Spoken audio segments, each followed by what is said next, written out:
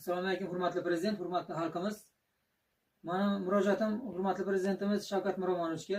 Hurmatli prezident, mana bu yerda chizmada chizilgan, chizilmagan har xil holatdagi 150 ga yaqin ixtiroim bor. 150 ixtironi hayotga tatbiq qilish uchun sizdan amaliy yordam berishingizni so'rayman. Bu chizmalarni olib borgandan keyin yoningizga o'zingiz ham qiziqib hayotga tatbiq qilaman deb nima qilasiz? Sababi 3-Renessans poydevorini yoshlar bilan birga quramiz deb juda ko'p ta'kidlaysiz o'zingiz. Bu ixtirolarimni qisqacha aytib o'tadigan bo'lsam, 3tasini hayotga tatbiq qilganman. Bularni tushuntirib o'taman hayotga tatbiq qilganlarimni hozir.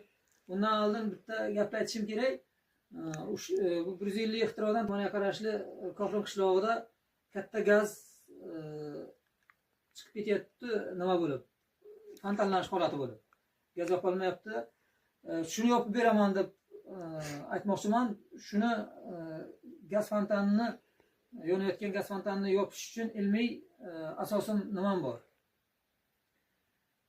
Buni yopib bemalol O'zbekistonimizni iqtisodini rivojlantirish mumkin.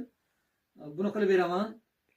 Bundan tashqari qo'shni davlatimiz nimada Turkmanistonda bo'lib o'tgan 50 yil oldin yonayotgan Gurbanguli Berdimuhamedov butun dunyo olimlariga buni yoqib berishni so'rab nima qiluvdilar.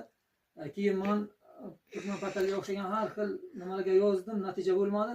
Hozir ham yopilgani yo'q, shuni yopib beraman buni ham. Ana endi buni yopishda har xil yo'llari bor. Dunyo amaliyotida ham men o'sha boshqa yo'l tanlaganman, boshqacha ixtiromaniki. Bu kuchli atom yadrosi plutoniy bilan nima qiladigan holatdagi kuchli bombani joyi emas u. Nima bo'lsin, chunki tog' nimalari tektonik bir nima bo'lgan paytda, surishuv bo'lgan paytda siqilib chiqqan, u yerda kuchli yorug'lar bor, o'zi yer tagida tabiiy yorug'lar. Uni kuchli bombardimon qilganda yorilib ketib katta zaharlanish yoki nima bo'lishi mumkin.